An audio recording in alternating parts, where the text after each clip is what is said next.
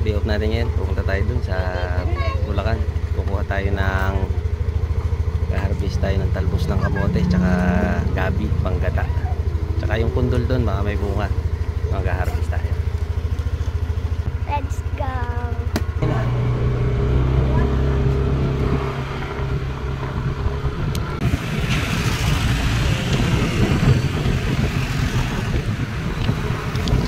Dito ka na po sa may Robinson saka sa tapat ng SM. Bago ka po makadiretso dun sa may Quirino, one way po yan, hindi ka pwedeng dumiretso, so ilikot tayo sa may gilid ng SM. Kali nag-withdraw po tayo. May logo ng SM. Ano to? Travel vlog.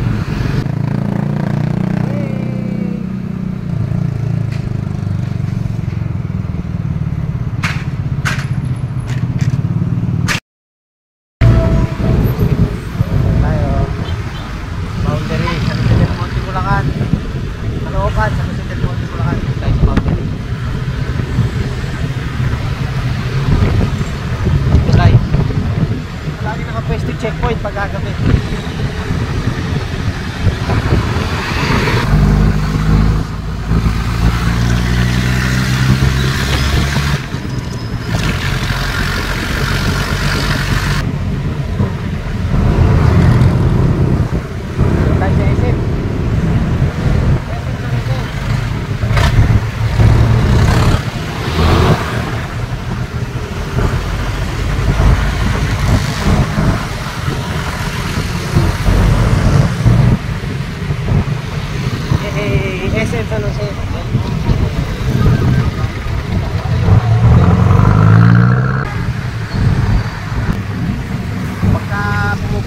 Ito mga bossing, dito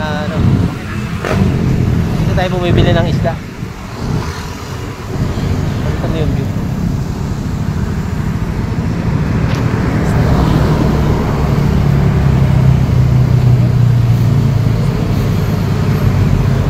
Ito mo. Ano yung kilo ng yung ito?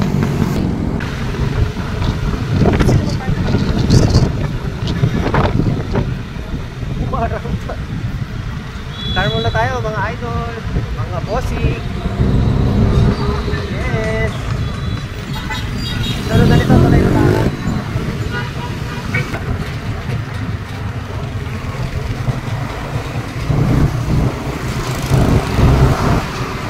Game ito lang ko mami.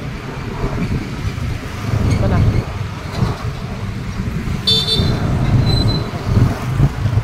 Yan yan. Ito yung igay mga boss. Yung igay cockpit. Pinuran lang natin dito. Pijama. Pakita mo yun.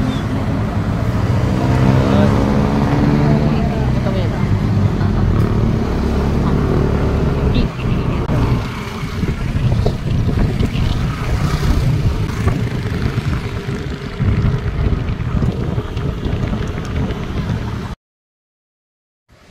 Pagka po nalagpasan nyo na yung Star Mall, ito na, makikita nyo na yung tulay na bakal.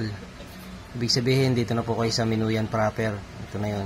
Paglagpas ng tulay, Tower Bill na to. Sa may 7-Eleven. Malapit na po tayo dun sa lugar namin. Sa Minuyan proper po ito. Dito tayo sa tulay na bakal. Parang ilog. Malinaw din po yung tubig dito. Maraming tabang ilog. Dito na tayo, dumating na rin tayo galing sa biyahe.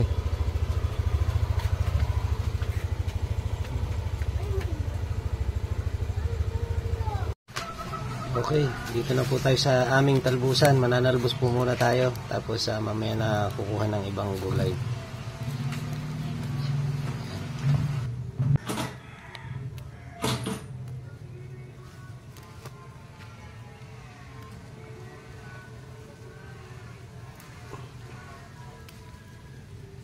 Nanalbos tayo. Libre lang to dito. Pag sa palengke to,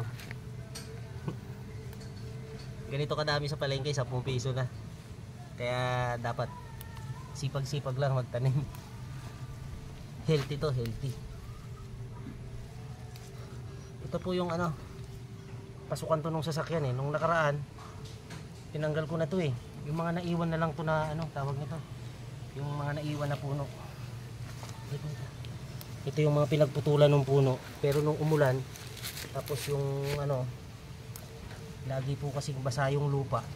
Kahit may mga ilan langgut lang na maiwan, pag umulan na siya, ang bilis niyang kumapal. Tapos doon po sa kabila yung ano, yung inilipat ko. Ayan dyan, pakita ko.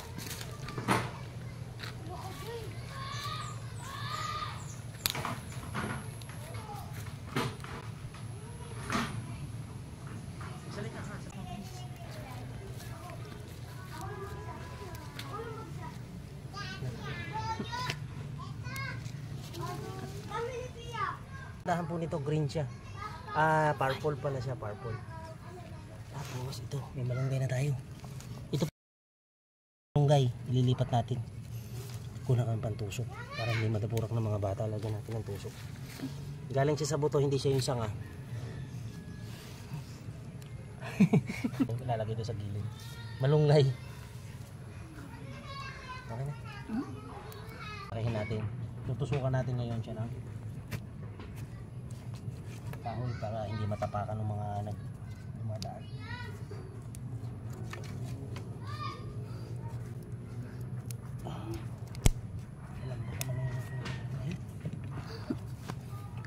Pagka lumaki na siya, gaganon na, pwede na natin ilipat doon sa gilid para maganda to.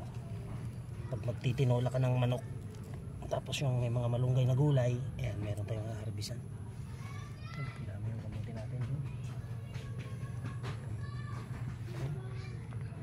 Sakto to, pag malaki-laki na to, may mga papaya din tayo dito. Ayun yung papaya natin, mamumunga na rin yan. May ano na, may bulaklak na rin. Thank you for watching po mga ma'am, sir, idol.